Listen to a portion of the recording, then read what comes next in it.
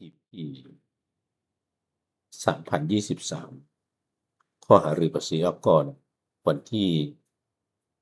9 กุมภาพันธ์ 2569 เรื่องภาษีมูลค่าเพิ่ม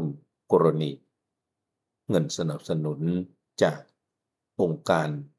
A ข้อหารือกรณีหน่วยงานของรัฐกอไก่ได้รับเงินสนับสนุนจากองค์การ A เพื่อนำมาใช้ในโครงการต่างๆตามความร่วมมือทางการเงินโดยตรงซึ่งอยู่ภายใต้กรอบความตกลงระหว่างรัฐบาลแห่งประเทศไทยกับองค์การ A สำหรับการจัดบริการในประเทศไทยโดยองค์การ A ความตกลงโดยเป็นไปตามที่กำหนดที่สนับสนุนการดำเนินงานด้านความร่วมมือทางเทคนิคและการให้ความร่วมมือทางด้านการเงินเพื่อเสริมสร้างระบบสาธารณสุขของประเทศการเรียกเก็บภาษีของความตกลงหากหน่วยงานของรัฐกอไก่นำเงินสนับสนุนได้รับดังกล่าวไปชำระค่าสินค้าหรือค่าบริการให้แก่ผู้ประกอบการจดทะเบียนภาษีมูลค่าเพิ่มหน่วยงานของรัฐกอไก่จะได้รับสิทธิภาษีมูลค่าเพิ่มในอัตราร้อยละ 7.0 หรือร้อยละ 0 ตามมาตรา 80 และมาตรา 80/1 อนุ 4 แห่งประมวลราษฎากรตามลำดับและมีขั้นตอนการปฏิบัติเกี่ยวกับการออกหลักฐานอย่างไรแนววินิจฉัย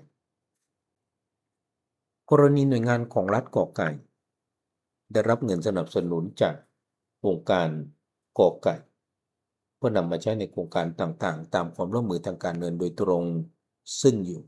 ภายใต้กรอบความตกลงหากความตกลงดังกล่าวเข้าลักษณะเป็นสัญญาว่าด้วยความร่วมมือทางเศรษฐกิจหรือทางเทคนิคระหว่างรัฐบาลไทยกับรัฐบาลต่างประเทศหรือระหว่างรัฐบาลไทยกับองค์การสหประชาชาติทบวงการชำนาญพิเศษของสหประชาชาติหรือระหว่างรัฐบาลไทยกับองค์การระหว่างประเทศตามข้อ 1 วงเล็บ 1 ของประกาศอธิบดีกรมสรรพากรเกี่ยวกับภาษีมูลค่าเพิ่มฉบับที่ 28 เรื่องกำหนดหลักเกณฑ์วิธีการและเงื่อนไขการขายสินค้าหรือการให้บริการกับกระทรวงทบวงกรมราชการส่วนท้องถิ่นหรือรัฐวิสาหกิจตามโครงการเงินกู้หรือเงินช่วยเหลือจากต่างประเทศตามมาตรา 80/1 อนุ 4 แห่งประมวลราษฎากรลงวันที่ 5 มีนาคม พ.ศ. 2535 ประกอบกับหน่วยงานของรัฐกอไก่และผู้ประกอบการจดทะเบียนซึ่งขายสินค้าหรือให้บริการแก่หน่วยงานของรัฐกอไก่ได้ปฏิบัติตามประกาศอธิบดีกรมสรรพากรฉบับดังกล่าวการขายสินค้าหรือการให้บริการนั้นจะได้รับสิทธิ์เสียภาษีมูลค่าเพิ่มในอัตราร้อยละ 0 ตามมาตรา 80/1 อนุ 4 แห่งประมวลราษฎากร